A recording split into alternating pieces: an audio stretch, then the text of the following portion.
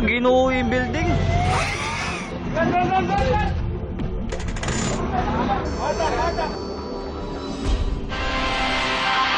Search and rescue na muli ang ikinakasa sa gumuhong gusali sa Pampanga, imbis na retrieval operation lang. Iniutos siya ng Department of Interior and Local Government o DILG dahil posibleng may buhay pa umano sa 16 na nawawala. Ang latest doon, tinutukan live ni Chino Gaston. Chino. Atom, sa pang-apat na araw mula ng gumuho, hindi pa rin nawawala ng pag-asa ang mga otoridad na may makukuha pang buhay mula sa 16 na taong sinasabing natabunan ng nag-collapse na gusali.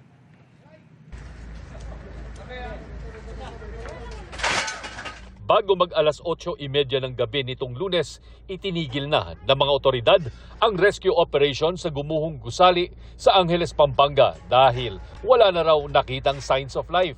Hindi raw desisyon ng iilang tao ang pag-transition sa retrieval operations kundi consensus ng mga eksperto.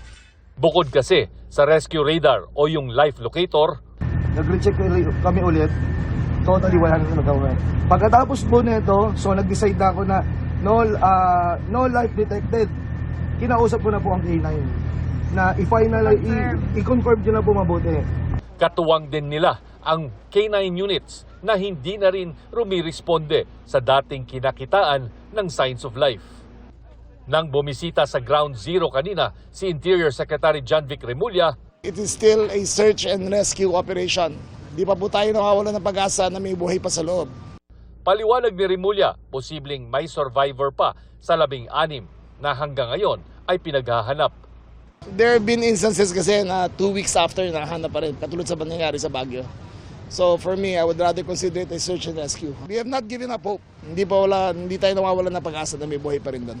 Hindi pa man nagpapakita ang may-ari ng kumpanyang Golden Years Construction and Steelwork Corporation sa LGU, tiniyak ni Remulla na hindi nito matatakasan ang pananagutan. We will issue a subpoena and we will put a hold order sa airport para mag-report sila.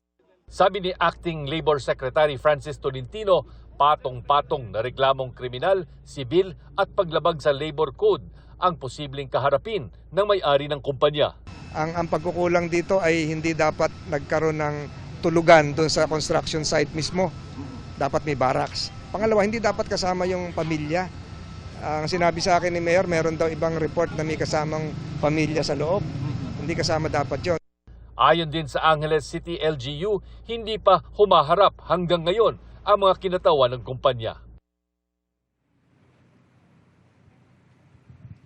Atong paglilinaw ng BFP, bagamat sila ay umaasa at hindi pa rin tumitigil sa paghahanap, ayaw rin naman nilang bigyan ng maling pag-asa ang mga pamilya ng mga naghihintay o yung mga pamilya ng mga biktima. Kaya search and rescue operations pa rin ang tawag sa ginagawang pagsisikap dito sa Angeles City. Atom. Maraming salamat, Chino Gaston.